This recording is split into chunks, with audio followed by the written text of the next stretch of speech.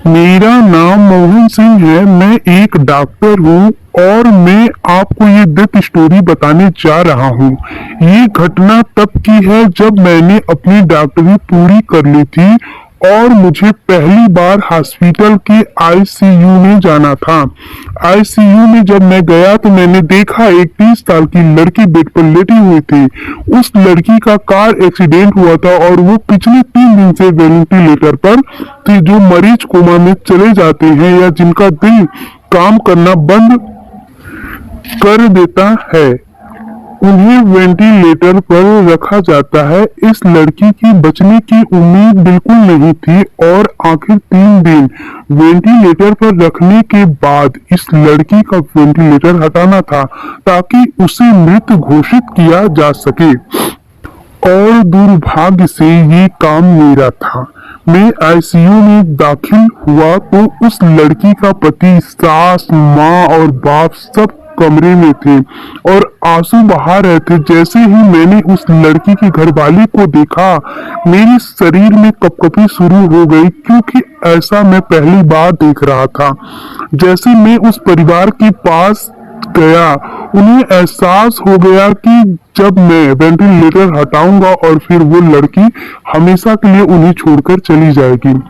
इससे पहले मैं कुछ करता, सभी परिवार वालों ने उस लड़की का हाथ पकड़ा और रोते हुए उससे कहने लगे, हम तुमसे बहुत प्यार करते हैं, हमें तुम्हारी बहुत याद आएगी, प्लीज वापस आ जाओ। वो लड़की कोमा में थी, उसे कोई होश नहीं था।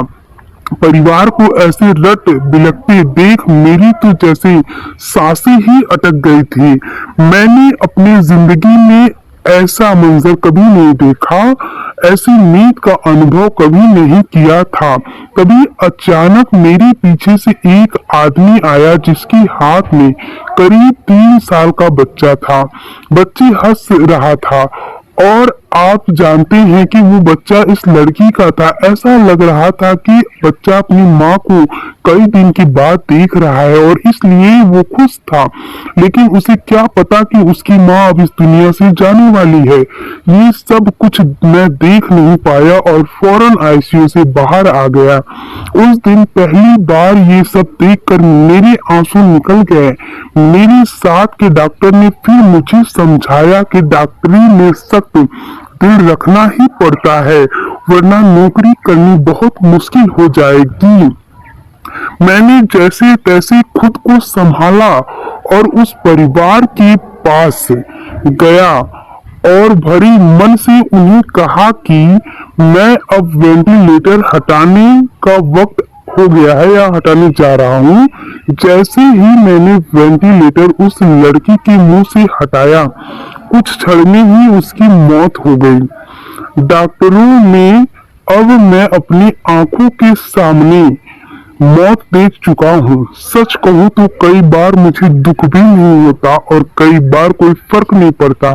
अब मैंने अपने जज्बातों पर काबू पाना सीख लिया है और शायद इसी वजह से मैं अभी तक अपनी नौकरी कायम रखा हूँ। कमजोर दिल वालों की डॉक्टरी लाइन में कोई जगह नहीं होती है दोस्त। डियर फ्रेंड्स, अगर ये डेथ स्टोरी इन हिंदी आपके दिल को टच कर गई तो शेयर जरूर करें और सब्सक्राइब एंड लाइक और कमेंट करना ना भूलें। आपके पास भी कोई कहानी हो और उसे पब्लिश करना चाहते हो तो हमें जरूर भेजें।